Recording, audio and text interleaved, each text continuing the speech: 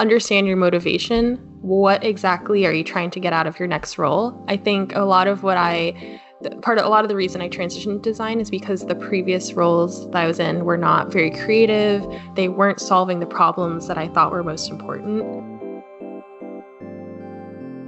Hey everyone, it's me again, Jake Rice, and welcome to another episode of the Design Live Show. In episode 97 of TDLS, I sat down with Julia Anderson. Julia is a conversational UX designer based in Los Angeles, California. Before pursuing her passion of connecting people through conversation, she studied behavioral economics and consulted healthcare companies. Today, she is designing voice-first experiences and interested in collaborating with people who see or hear voice as the ultimate human-centered design tool. In this episode, we talk about a lot of great stuff, and some of the things that really fascinated me and really reminds me of this experience with Julia is her conversational UX design journey. So she shared a lot of good stuff about her ground up stories. So we also talk about what is conversation design and how do people become involved in the industry, and advice for people who is interested in switching into UX design through self-teaching, and much more. So again guys, if you haven't already, please make sure to subscribe or follow the podcast on any of your favorite podcasting app, and please do leave a review. In that way you are helping me to reach more people, and at the same time you are helping me as well to help other people, especially the Filipino creatives professionals,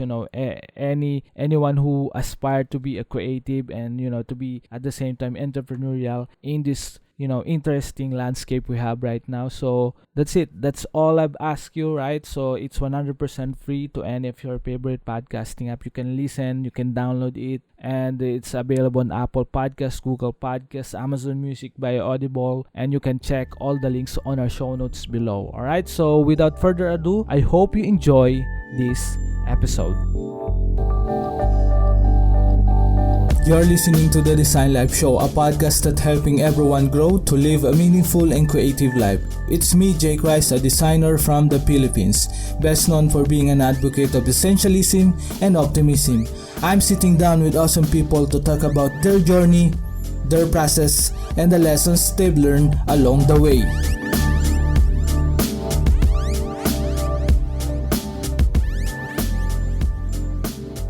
Hey everyone, it's me again, Jake Rice, and welcome to another episode of TDLS, right? So the Design Live Show. I'm super stoked to really, have some conversation with my friend here, Julia, right? So it's been a while since we've talked. So and I'm really grateful that she drops by on a podcast. So make sure to stay tuned for anyone who are listening right now. So yeah, without further ado, Julia, how are you? Hello, I'm doing well. It is morning here in Los Angeles, and it's a good start to the day so far. Cool. Yeah. Yes, I think we'll have a great conversation. So, for just to give context for everyone who are listening, so I think in my time, so we're recording it 11 p.m. Philippine time. So, and Julia is like what she said. So it's in the morning there in her area. So yeah, it's cool that we have this technology right now in different even though we have time differences, right? So it's pretty stoked. I'm pretty stoked to really provide value in this conversation. So let's start, Julia, just to give some context for everyone who are listening, for anyone who haven't heard about Julia. Can you share a little bit about your backstory, your personal life, and what are you doing right now? Yeah, of course. So I am a UX designer here in Los Angeles, and before I transitioned into UX, I was working in healthcare as a consultant and also have a background in economics. So a lot of that is not necessarily what you'd call a traditional design background, but I realized in my healthcare role that I what I really enjoyed doing was trying to improve the patient experience. And in my role, I wasn't able to do that. So that's when I began learning about user experience design and was able to start redesigning websites for nonprofits and really loved doing that, but also began exploring this other subsection of UX design called conversation design, which I'd be happy to talk more about today. And that's really the field of designing how systems interact with people using two-way conversations. So think like voice assistants, chatbots. So that's something I'm currently exploring now. And that's currently what I've been doing, which is designing or creating a design system for a nonprofit, which is more of the visual design aspect that I started out doing, and have since also been trying to get some more freelance work doing other web design, but also focus on conversation design and prototyping voice first experiences, which again, would be happy to talk more about today.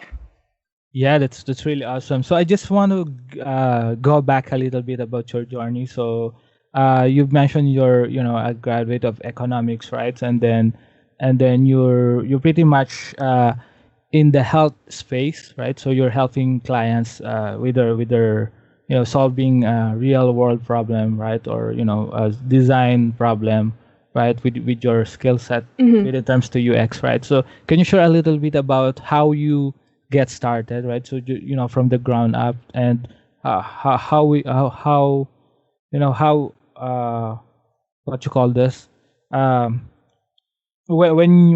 after graduations, what did you do? Did you go just did you find a job right away? What did you do? Yeah.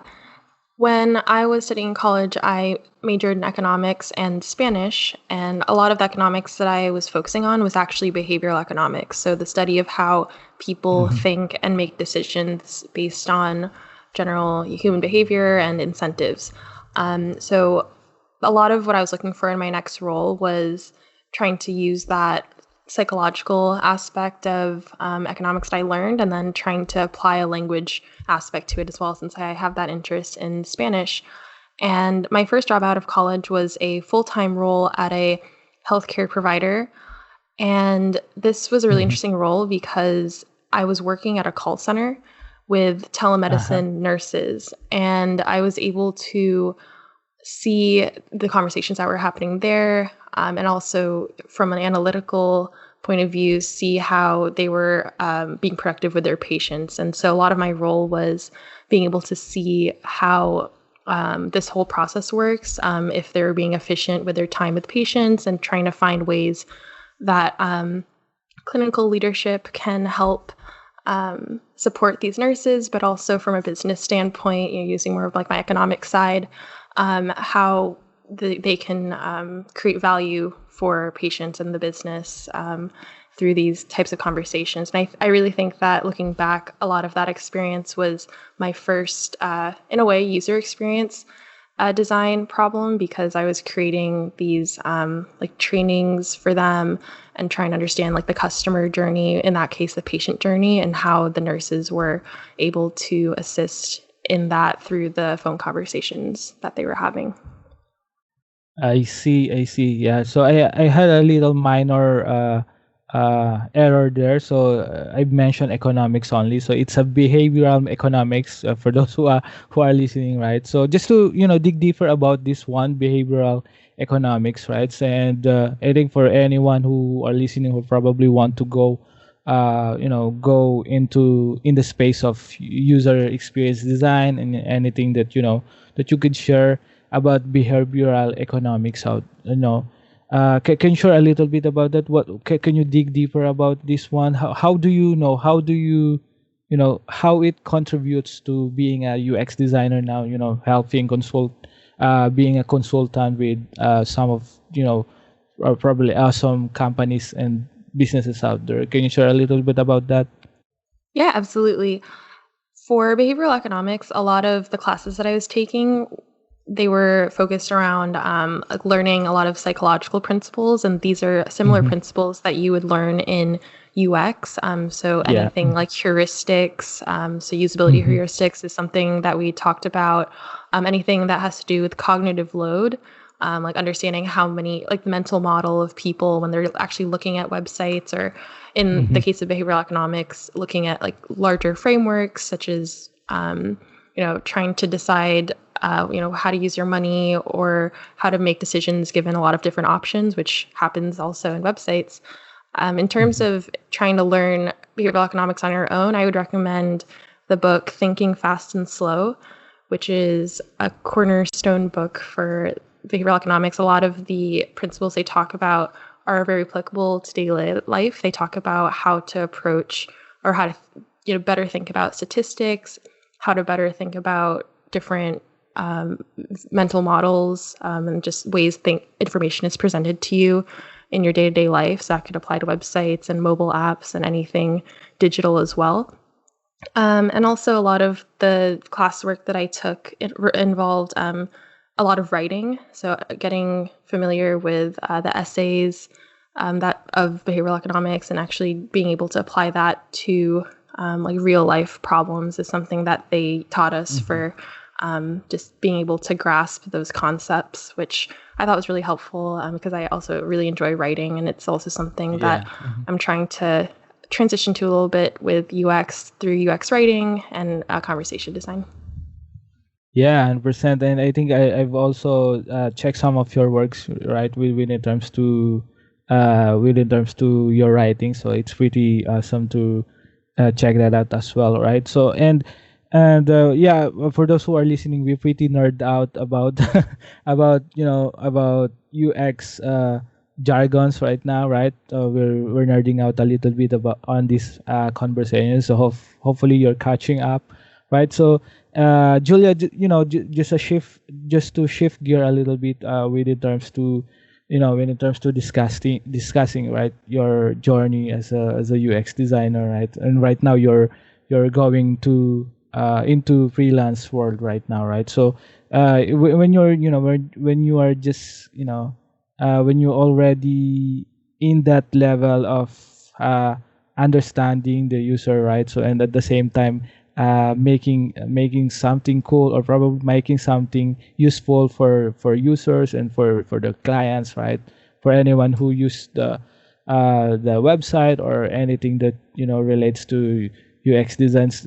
Is there anything that that could really be helpful for anyone who just getting started with UX? Well, and is there any resources that you've written, or probably you've seen in anywhere else that that you could share in our in our audience, on our listeners? Yeah, right?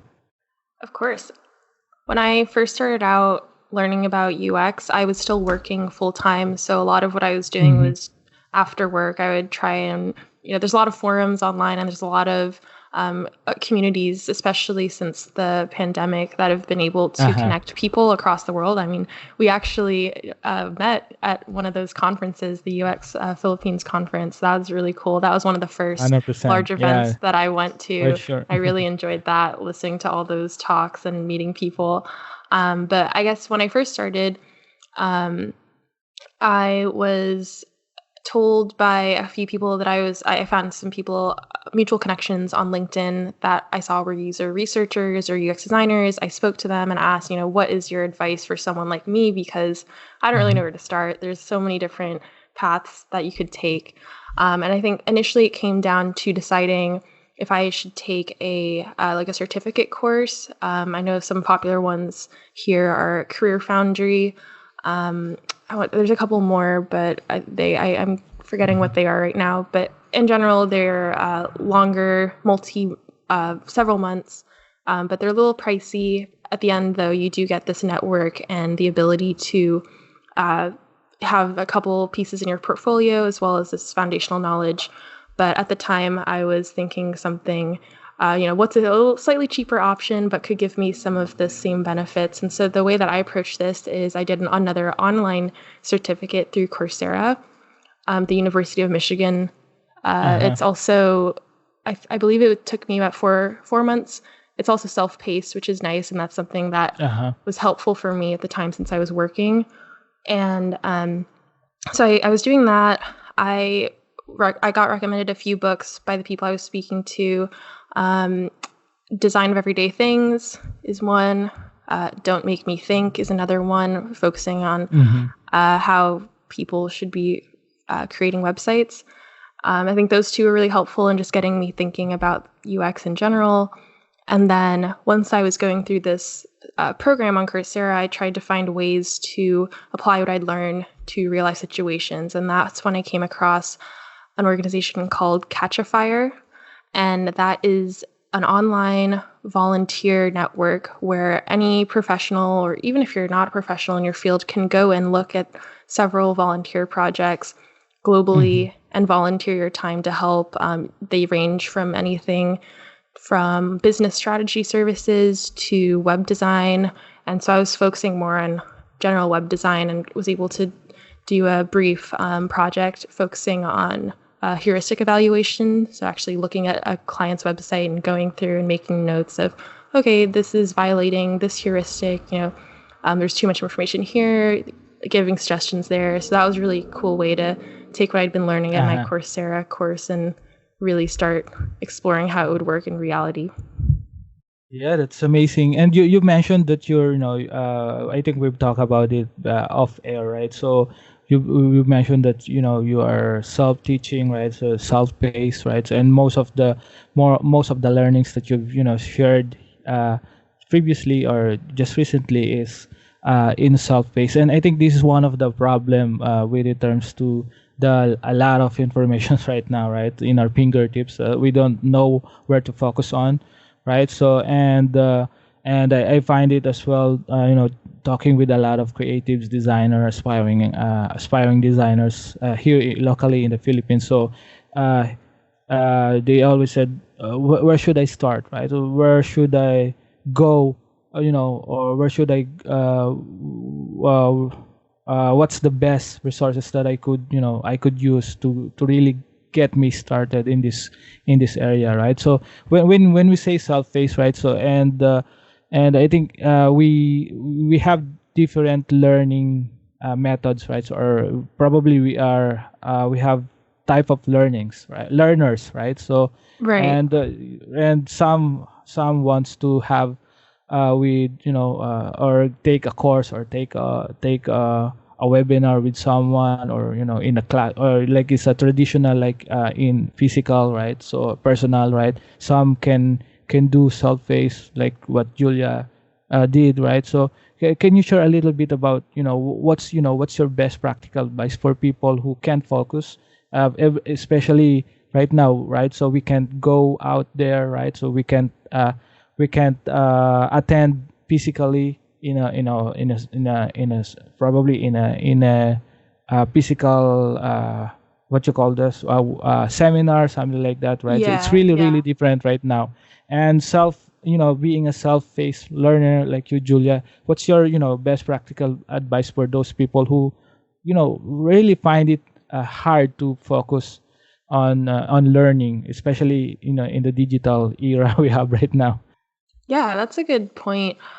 A lot of the reason partially because of the cost, but also the issue that I had not starting with that more formal education program is that I did want to be in person, but since it was the middle of the pandemic, that wasn't an option, because I do think I'm someone who does benefit from being in these seminar style classes, but had to make it work remotely too. But I think my advice to anyone starting out is to approach the whole process like you would a UX problem. So having that same design thinking process of starting out, doing a lot of research, trying to implement that, and then testing it out and seeing what works and what doesn't. And part of that would also be, to your point, to understand how you learn best. The way that I learn best is by being able to apply what I'd learned, so learn by doing. And if you realize that that's similar to your learning style, then you should try and seek out ways that you're able to do that.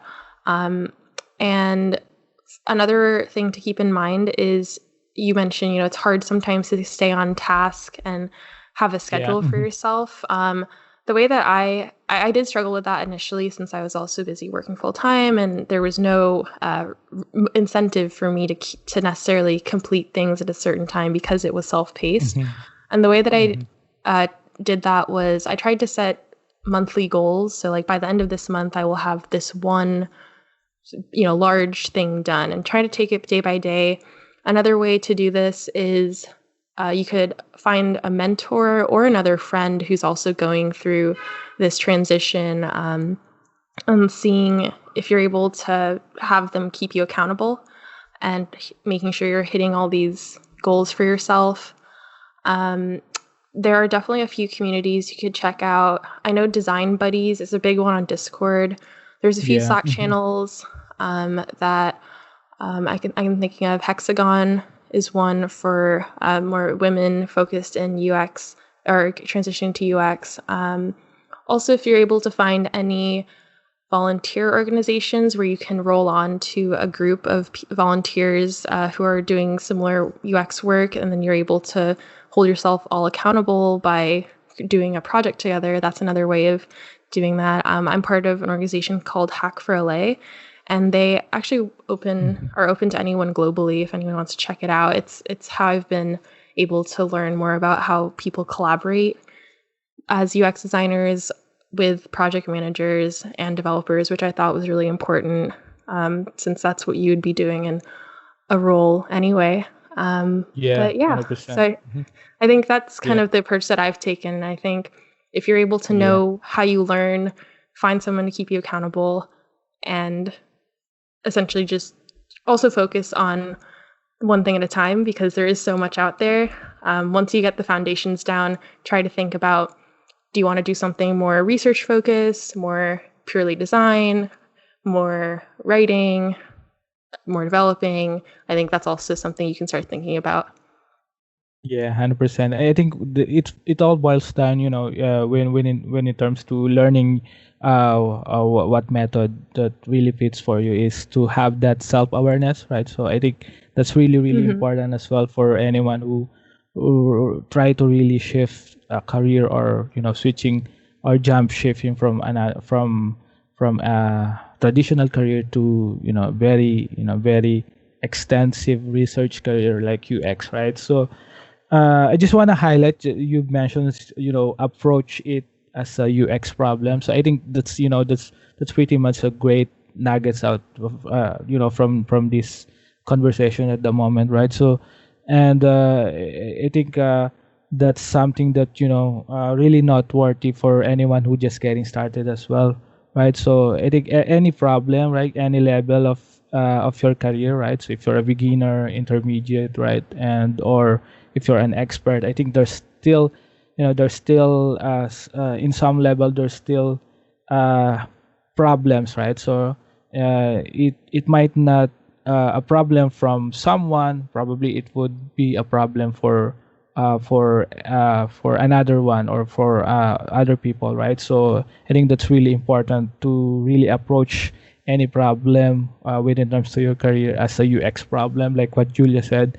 And I also want to highlight when Julia said as well, learn by doing. So I think when I'm just getting started, so I had this similar concept as well. It's like thinking by doing, right? So, and I'm when back then I'm just getting started, having that fundamentals with design thinking, and anything that could really help me upskill when it comes to my career. So I think that's really really important. And having that said, by Julia, learn by doing. So it's really it's a really powerful. Thanks so much, Julia, for sharing that. So yeah, we've also talked about I think we've also talked about when we had a call before this call, of course, I think 2 months, 3 months ago, or I'm not sure, right? So I can't remember. So you mentioned that there are struggles, right? So when you're switching from probably a more safety career, right? So, or probably a more Mm-hmm. comfortable career into switching into more uncertain, right? So like UX, right? So there's a lot of things going on, right? So there's a lot of changes going on, and it's not just a lot of things that are changing, right? It's fast changing, right? So I hope that makes sense, right? So what's your what are the biggest struggles, when you're shifting career, right? So can you share a little bit about that and how you overcome it? Yeah, absolutely. I think one thing I noticed early on when I was starting to apply to positions, and even when you're starting out freelancing and being able to build that credibility with your clients, is Uh-huh. being able to prove that you have experience. And that's hard to do when Mhm. you're transitioning because in reality, you might not have that much experience. But I Mhm. think the way to kind of position yourself is to go back to what I was saying earlier, to understand not only how you learn, but what your, I guess, your like superpower is, like what is your true value add, and being able to build your brand off of that, which I know is something you've also talked about, and a piece of advice you actually gave me early on, which helped me a lot when I was starting to build my brand, is to create content. And that can be different for many people depending on what is your strongest skill set. For me, being able to create content was in the form of writing, and being able to write about what I had learned, being able to write to clients and giving them details of how to approach problems, and kind of these are things that I was also doing as a consultant before transitioning into UX, which is being able to communicate these different business requirements and how to add value, and sort of like create a road plan of how to bring the client to success. So that was how I was approaching that. I think some other people, if Mhm. you're designers in more traditional design roles, maybe if your value add is graphic design or something more visual, that's how you can position yourself, especially just starting out. Or you could also try to position yourself in more of like a marketing role. And I think anything that you can transfer over from your previous career, something that you were very good at, even if it wasn't directly design related or typical UX design related, is something that you should definitely focus on, especially once you're first starting out. Because once you're able to get your foot in the door, I think that's where you're able to get more clients, you're able to get referrals, you can actually start building out your portfolio. So really, I think my number one piece of advice when starting out is you do have to fake it till you make it a little bit, but if you're able to Yeah. Mhm. pinpoint a couple things that you're particularly good at, then you can start creating content out of that and then building your brand, which should be able to help you continuously get projects or those interviews. Yeah, I like when you're when you're sharing those pieces of advice. It's like you're connecting a puzzle, right? So I think that's really Exactly. really cool, right? So and you yeah, I think one of the things that that I want to highlight as well, like what the on the things that Julia has mentioned, is you have to have transferable skills. So I think you need to highlight that, right? So for those who are struggling to really shift into an uncertain career roles, or pretty much harder career role, right? So I think like which Julia said, you have to really have the transferable, or transferable skills, right? So and it could for me, when I'm just getting started, I really want to speak up, right? So coming from a background with Asian parents, something like that, right, in a Asian country, right? So and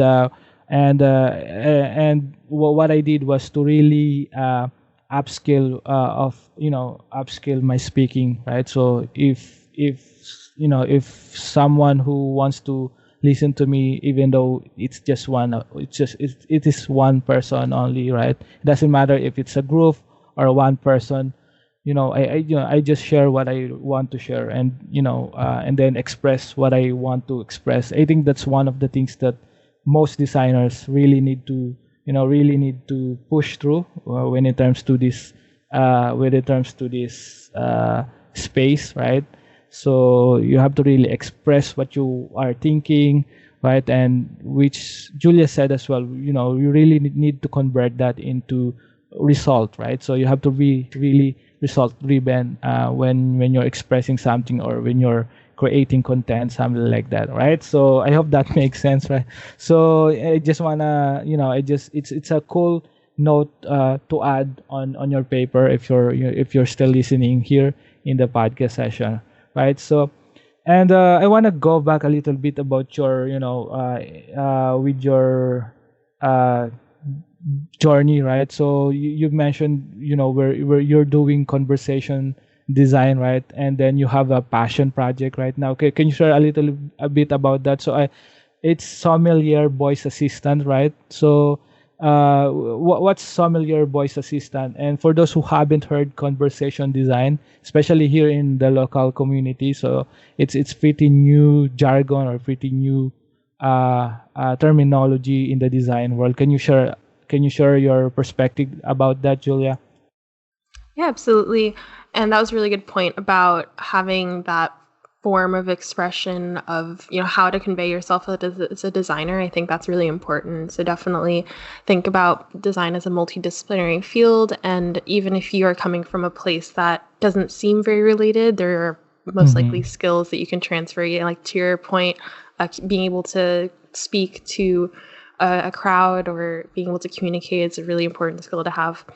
And that kind of transitions into conversation design, which is about the art of communication. And for those who don't know, conversation design is a subspecialty of UX. It's essentially the process of designing how a person and a system communicates based on the principles of human conversation. And when I say a system, that could be any text-based system like a chatbot, or it could be something using your voice. Like for people who have an iPhone, Siri, or Amazon's Alexa or Google Assistant. So the conversation designer is the person creating the words and the kind of directing how that conversation would go depending on how the human or the system responds. And for my passion project, which you mentioned, this is something that I've been working on to develop my skills in prototyping these conversations. A little background on the project is that it is a personal sommelier voice assistant. So sommelier is a person who knows a lot about how wine. To mention that? Sommelier? Sommelier, yeah. It's a person who knows a lot about wine. Like they are formally trained in wine. And I am not very knowledgeable about wine, I will be completely honest. A lot of the inspiration for the project is that whenever I'm at a restaurant, I don't really know how to order wine. There's so many different factors that go into it, not only if it's red or white, but also like what kind of taste do I prefer? What are the flavor notes? And I don't honestly know how to ask all of that because there's so many different ways you can ask for wine, and also depending on the food that you're having, it's all very confusing for someone who doesn't know a lot, especially when you're in time constraint of there's a waiter and you have to give your order and ask these questions. So that was kind of the thought process. Also at this weird time of our lives where we're not able to really go to restaurants as often, it was just something that I also been thinking about, what's going to change once we do go back. There's a lot now going on where you're not even talking to the waiter, you're doing everything through your phone. So that's another opportunity to use technology to enhance these types of communications and conversations. And the idea behind it too is that imagine you are at a restaurant, you are you have a long wine list in front of you. You don't really know what to ask for. It's very complicated. You don't want to waste your waiter's time by just asking all these questions. Maybe you're embarrassed to ask these questions, who knows? So using this voice assistant, you're able to essentially, what the idea behind it is you would use your phone to enable the assistant, or maybe there'd be a smart speaker on the table, and then the skill would ask you, Hi, how are you? Would you like to order wine today? Do you have any questions? What are you ordering for food? Let me help you choose a wine that would go well with your food. And it would ask you several questions, back and forth conversation, and ideally it would give you a personalized recommendation. And you could, if you're with a party of people, you could all join in and ask at the same time. So that would be the ideal state of it. Right now, it's still in a MVP phase, so very minimum viable conversation, essentially, where you're able to do certain pairings, but it's not very in depth and not as robust as I would like it, which is the next phase of the product. I love it. MBC, right? So minimum viable Yes. conversation. That's really a startup jargon, right? So MVP is minimum viable products. That's really cool, right? So it's super cool, and I'm really interested, right? So I'm really fascinated about designing this. How do you design personality, right? So with it terms to the probably the AI side, right, or the conversational side of the application or software, right? So can you share a little bit about your process behind that? How do you design the personality of Camelier? So if I said it right, right? Yeah, So, it's definitely a little different approach than a uh-huh. typical like visual product. Yeah. The way that I approached it is, or the way that you should typically approach conversation design projects is that you first need to make sure that uh, voice first or conversation like text based is the right way to display this information. So, for example, like if you're in a car, Uh-huh. you don't want Uh-huh. to have a text skill because you're going to be distracted. So, similar to this, Yes. you're at a restaurant, you don't necessarily want to you have everyone on their phones scrolling through all these things. I think in this case, having a voice first capability where someone's actually able to talk to a skill and simulate human conversation is a good example of how this could work. So first, determining all of that to make sure it makes sense and that customers would use something like this is the first step. Mhm. And then second would be understanding how not only the customer is asking these questions or guiding the conversation, but what you're bringing up, which is the personality behind the system. And if this was something to be kind of developed into a skill, I think a lot of that would come down to how the restaurants want to be perceived. It could I be see. something like having the system talk in similar tone of voice, or like if there's a brand, say if the restaurant is a very high end place, you'd want to use more formal language. If it's more kind of mid tier, like anyone can come by, but they do want to have a little bit more sophistication, use more like local slang, something like that. So I think a lot of the language is based on what the restaurant wants to say and what the brand already Yeah. is. Um, and 100%. then from there, you're able to start actually prototyping what sorts of things that you want the system to say and how you think that a person would respond. And another way to do this is by user testing, which is very important in all user experience projects. The way to do this for conversation design, especially early on, is called Wizard of Oz testing. And that's when you are essentially pretending to be the system. So another human is pretending to be the system, and then you're just using a script Mhm. and you're talking to just like a user test subject. And then Uh-huh. you're just pretending I mean, in reality, you're looking at two people talking, but one of them is just looking at a script, pretending to be the voice assistant. And that the reason why that's so good is that it's similar to other low fidelity uh, visual design because you can easily throw it away. You don't have to spend time like creating this vast AI system when you can just pretend. And then once you're done pretending and user testing, you can actually start creating the more involved flows. And that's the way that I've done it is through voice flow, which is a Mhm. low to mid fidelity prototyping. You could also argue it's high fidelity since you can actually test it as a skill. And then Mhm. once that's all developed, what you would do is you would give that off to a developer or try to build it yourself as an Alexa skill, which I haven't gotten to that point yet, but should be exciting to learn how to do that. Yeah, for sure. And I'm really fascinated how you would design the traits, right? So, it's going to be, an amazing journey, right? So, thank you for sharing that, Julia. It's, I think,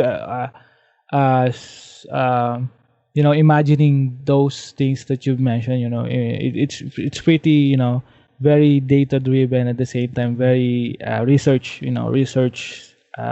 driven, and people might find it right, like when you present it on a website or on a pitch, right? So they find it like, oh, it's so easy, but behind that it's really tedious, right? It's a very tedious process, and a lot of it would really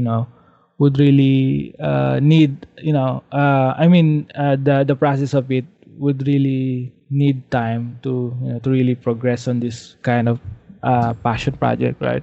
So speaking of this, right? So what's your next, next directions on this one? How do you, how do you find, or probably 3 to 5 years, uh, fast forward to 3 years to 5 years, right? So what's the future of personal sommelier?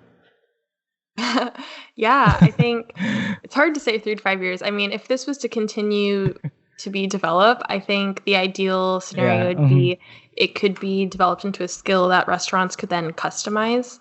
So the general functionality would be the same across the board, where you could kind of like upload your menu, and then if on the back end you could kind of test out, okay, if there's certain types of fruits or not fruits, but more like vegetables and meats that would pair well with these types of wines.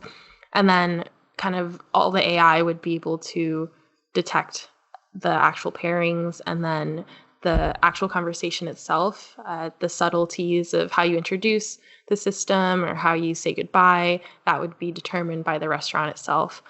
So I think that would be the ideal future of it.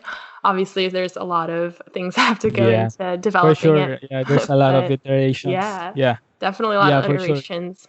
Hmm.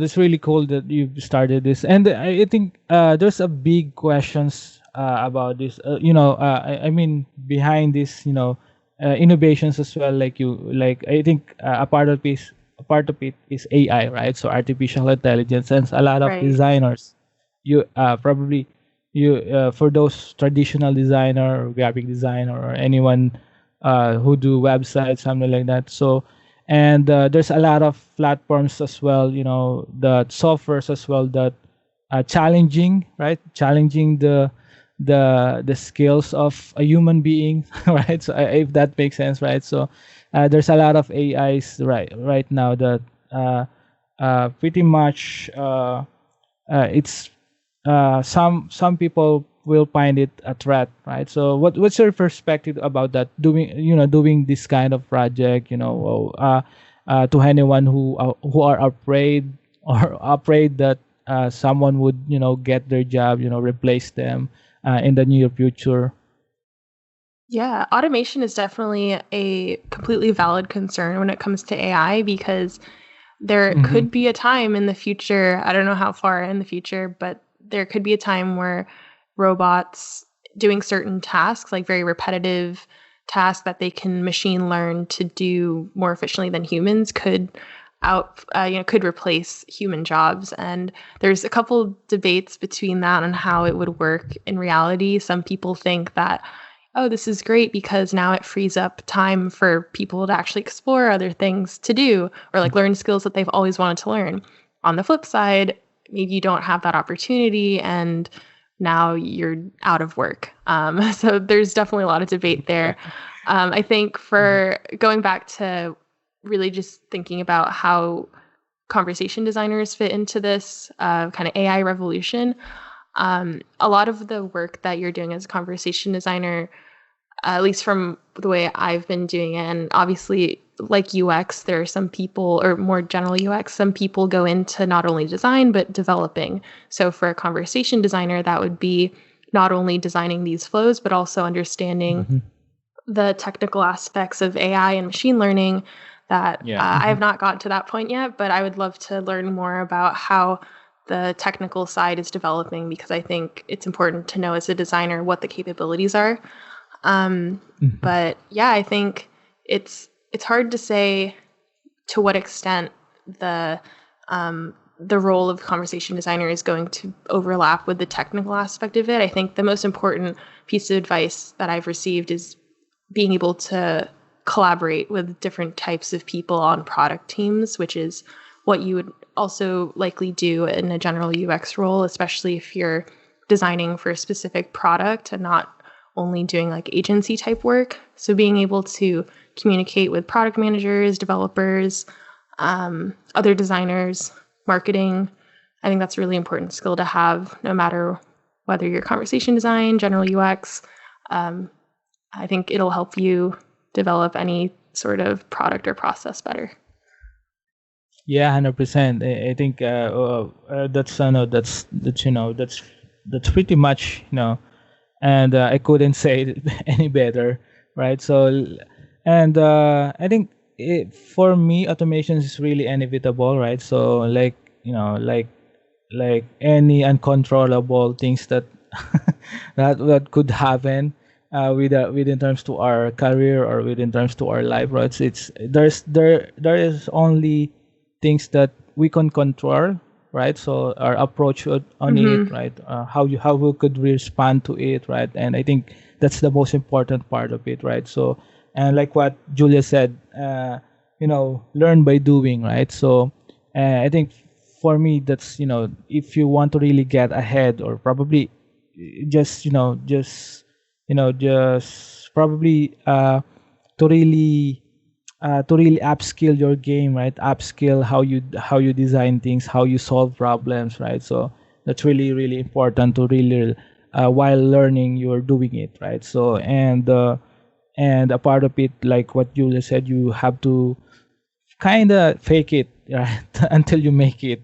And I got it as well from, I think, one of my friend from Australia, who is a guest as well here in the podcast. He's an agency owner, right? So, and one of the things that I really learned from him is be better every day, right? So you have to really be better every day, right? So, and he didn't mention be better every month or every 6 months or 1 year, right? So he said literally to be better every day, because this fast changing world could really I think there's no in between. If you're too late, right? So probably you still have opportunity, but not too many. But if you get started in the early race, right? So I think you'll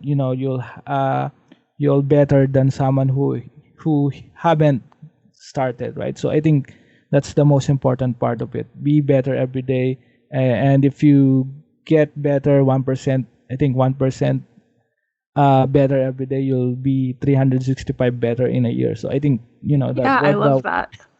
Good that's approach. very very critical for every designers out there or aspiring UX designer out there. So yeah, so I think you have to note that.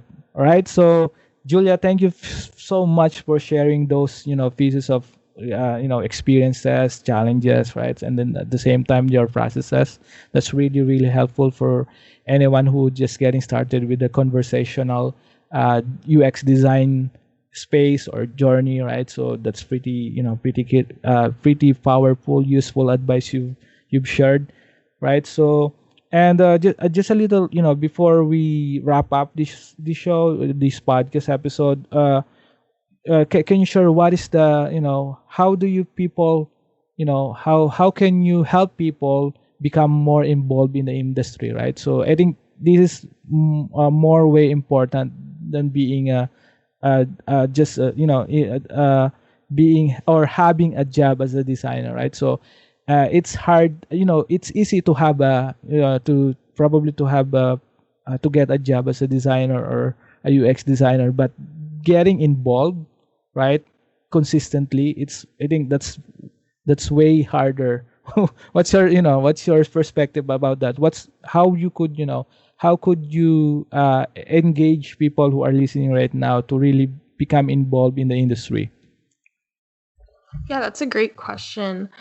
I think one thing that is a great piece of advice that I learned from early on is to ask for help.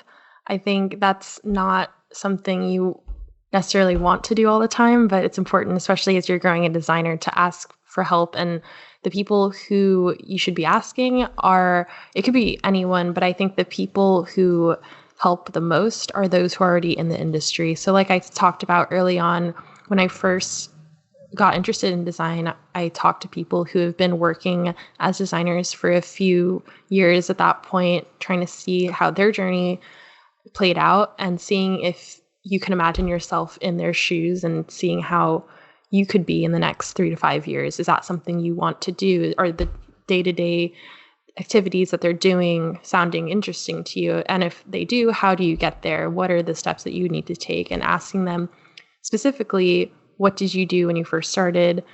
How did you continue to improve? Because I think that's also one really important skill, is to continuously learn. And from there, you can really start figuring out your game plan. And for your question specifically on how to get involved in the community, beyond being able to reach out to your own network, either through LinkedIn, any Slack channels, even people you previously worked with who might have these other connections to the design community, is a great place to start. You can also do your approach, which is what you were saying, learn by doing, improve by 1% every day.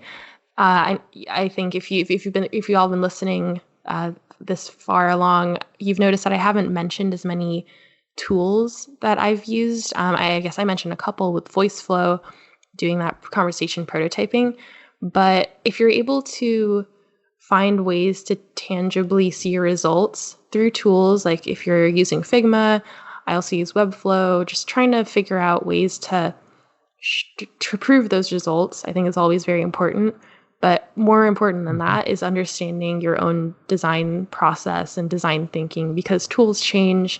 And if you're able to establish your process and convey that in case studies, that's going to be the meat of your portfolio, and that's how you're going to get noticed.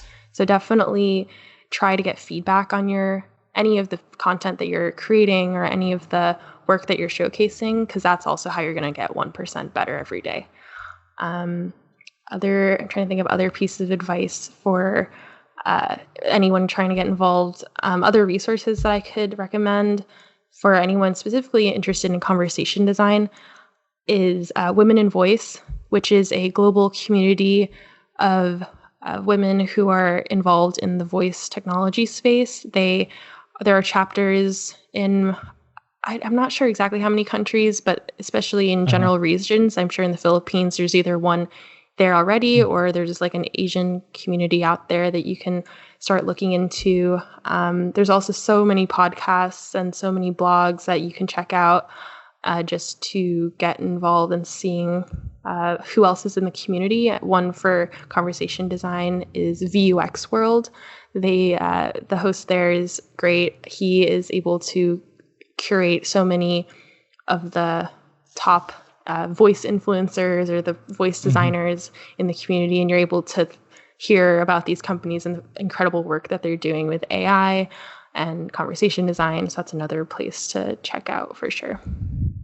Wow, that's really, that's a really great resource out there. And thank you so much for sharing that, Julia. And I think, a lot of our conversations, are very, very practical. And, I think you're really sharing your truths, and, at the same time, you're really passionate about, I think one of the great things that I've found from those tips that you mentioned, you always try to get help, network with a lot of people. I think that's the most biggest advice that I get from you.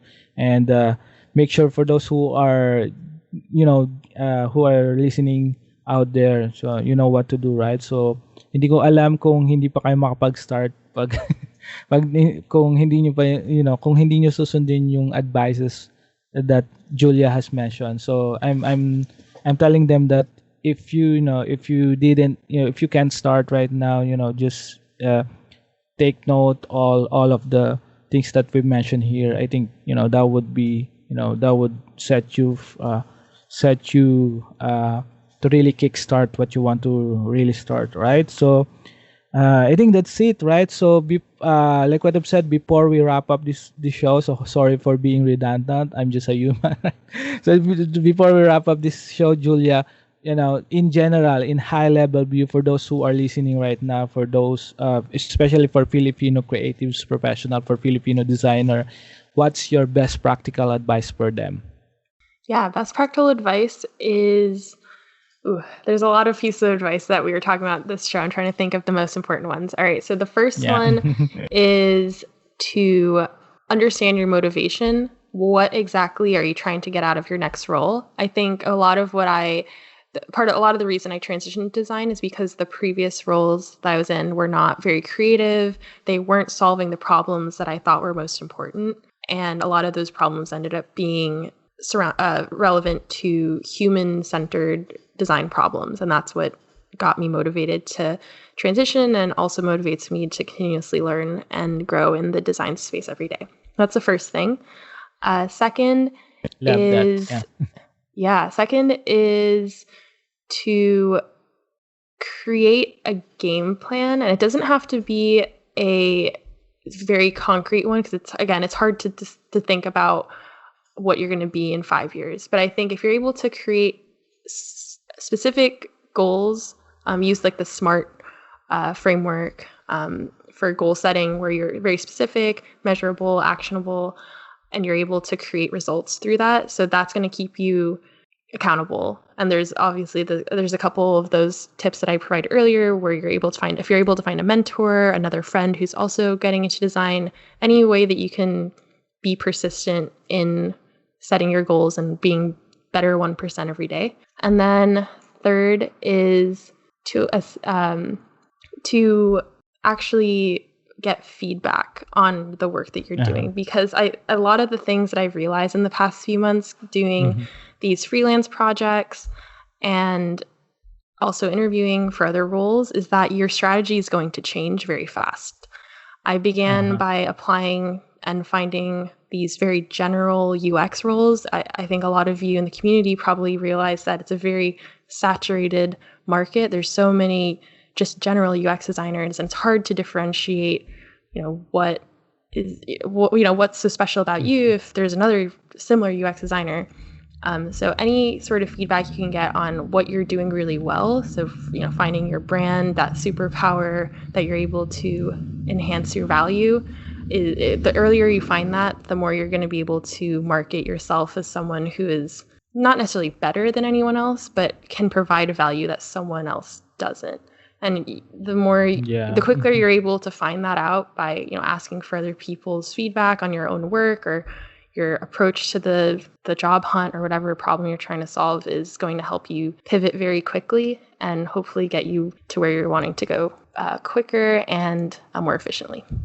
Yeah, 100%. I think that's that's really really powerful, especially when you said, Julia, about understanding your motivations, right? So you have to really, I think you have to really be self-aware in high, be in a highest level, right? So be as self-aware to really understand that. So I think I think that's really useful for everyone who are listening. Thank you so much, Julia. Again, I know you. I know I've mentioned that we are wrapping the show, the podcast episode, right? So just before we do that, can you share all the links that we could reach you out? Anyone who have any questions in particular with conversational design, or for those who are switching into UX design through self-teaching, where they could find you? What's the best links that they could reach you out? Yeah, absolutely. I can be reached on LinkedIn, so you can find my profile there, Julia Anderson. You can also go to my website, julia-anderson.com. And I'm also on Twitter, and all those links will be either on my website or LinkedIn, and you can also send me an email there. I'd be happy to chat or set up a conversation to talk about any of your questions. Yeah, for sure, and be sure to check that out. Check the personal sommelier that Julia did. It's really fascinating and interesting for anyone who want to check that out. So, again, if you're listening, right? So if you're following the podcast, I always add all the show notes or the links that we've mentioned here, including the links of Julia. If you want to reach out, if you have any questions, just don't spam Julia, please, right? Yes. just scroll down below, right? Just scroll down in our show notes below if you're listening to Apple Podcasts, Google Podcasts, Spotify, SoundCloud, and we are also now available on Amazon Music via Audible. By the way, so just check all the show notes, and if you find it useful, right? So just say hi to Julia and let her know that this was a great episode. That would be really good. Give feedback, right? And let her know if you've learned something new from this podcast episode. So. Again, you can go to thedesignliveshow.com. So that's the official site, thedesignliveshow.com, and you will get all the details that you need for the podcast, right? So again, Julia, thank you so much for dropping by on the podcast, right? So I really learned a lot from you, and hopefully you enjoy the session. Thank you so much for having me. This has been really fun, and I hope anyone listening has learned something new, and feel free to reach out to me, and also definitely reach out to the other resources on the Design Life Show, because there's a lot that I've also learned there. And that's it. So thank you so much, guys, for listening again to the podcast, and I really appreciate it. For those people who are asking me on how to support the podcast, you can leave a review on Apple Podcasts. So in that way, you can help me to reach more people and make the podcast more discoverable within the ecosystem. You can also take a screenshot of this podcast and share it with your friends, colleagues, or to anyone that might be interested in this kind of contents. You can also support the podcast monetarily by visiting jchristteves.com/donate or patreon.com/TDLS. And you can also shop courses and tools online to design the life you really deserve by visiting my shop at shop.jchristteves.com. And you can book a call today. I don't bite, just let me know, guys. So the last one would be also by listening and to all the podcast episode and previous episode. And however you support my message, however small that is, more than enough, and it means the world to me. So thank you so much, and see you again next time.